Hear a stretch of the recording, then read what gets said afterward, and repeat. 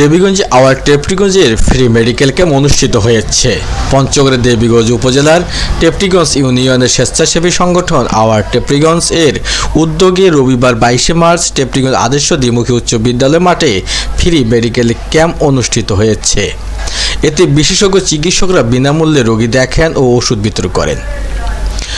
অনুষ্ঠানে উদ্বোধন করেন পানি সম্পদ মন্ত্রণালয়ের প্রতিমন্ত্রী ফরহাদ হোসেন আজাদ এমপি। তিনি স্বাস্থ্যসেবার পাশাপাশি দুর্নীতির বিরুদ্ধে জিরো টলারেন্সের নীতির কথা উল্লেখ করেন।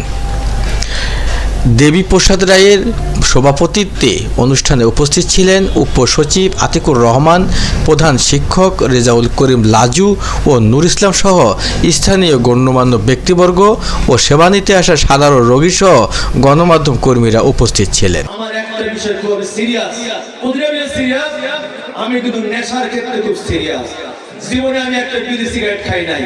অতএব নেশার ক্ষেত্রে যুবক ভাইরা আছে, অনুরোধ থাকলো ভাই, নেশার ক্ষেত্রে যদি আমি কোনো খবর পাই যে এখানে মাদক নিয়ে কারবার হচ্ছে, তাহলে কিন্তু আমি ইতিমধ্যে বলে দিয়েছি, সঙ্গে সঙ্গে সে যেই হোক নেশাগ্রস্ত অবস্থায় যদি কোনো ট্যাবলেট কোনো কারণে কোনো মানুষ যদি ছেড়ে ধরা পড়ে, যেই হোক আমি বলে দিয়ে প্রশাসনকে মোবাইল কোর্ট বসায় নগদের করে 1 বছরের জেল দেওয়ার ব্যবস্থা করে দেয়। আর এমনি ধরে পাঠা যায়, দেখবে 15 দিন পর আবার করতে জামিন পাই যাবে।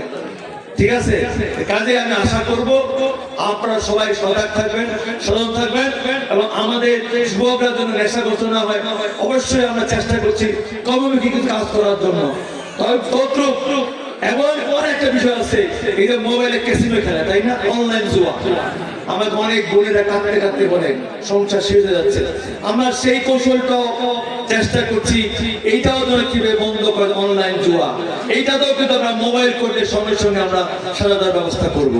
কাজে একটু সময় দেন, যেহেতু কেবল আমাদের বয়স হচ্ছে 1 মাস, শুভ উদ্বোধন ঘোষণা করছে।